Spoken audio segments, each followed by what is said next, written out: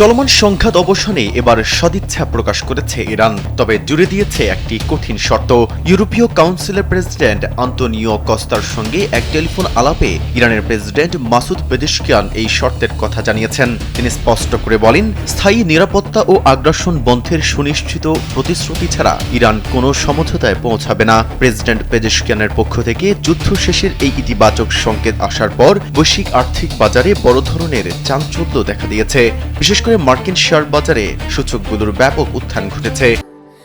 Sandalina so, রূপচর্চায় আভিজাত্য।